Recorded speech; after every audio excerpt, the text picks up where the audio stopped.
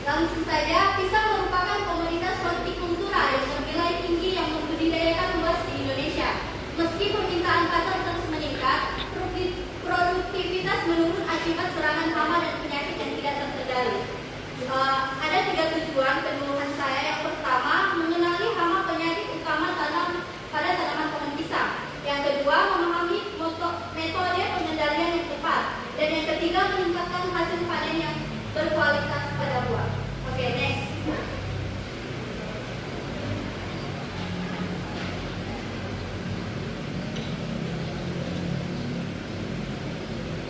Baik, untuk teman-teman petani di sini, apakah pernah melihat kendala terbesar dalam mendapatkan hasil panen pisang yang bagus?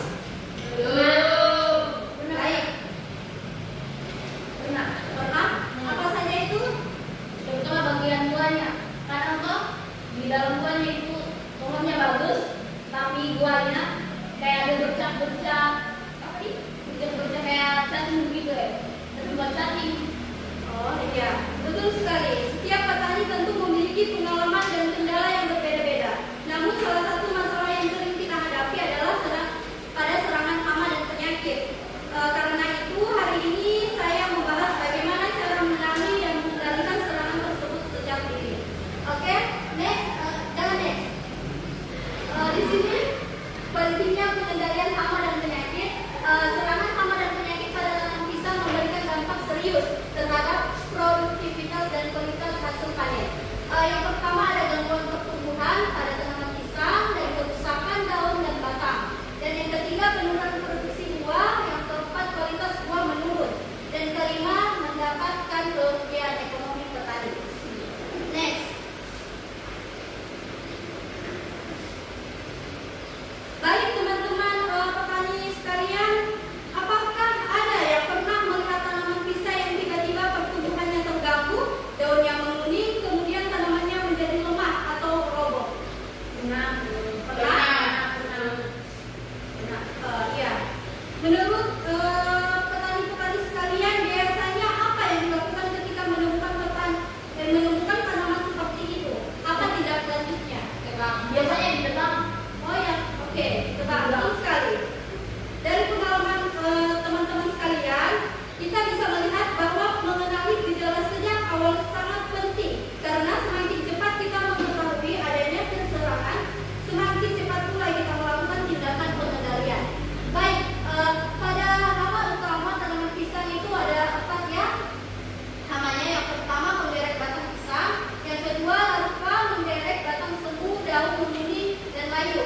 Tanaman mudah roboh, produksi menurun drastis. Yang ketiga ada kutu daun. Yang keempat mengisap cairan tanaman, daun mengulung dan keriting, pertumbuhan terhambat serta menjadi vektor virus berbahaya pada tanaman pisang. Baik, langsung saja kita lihat gambarnya ya seperti ini. Next.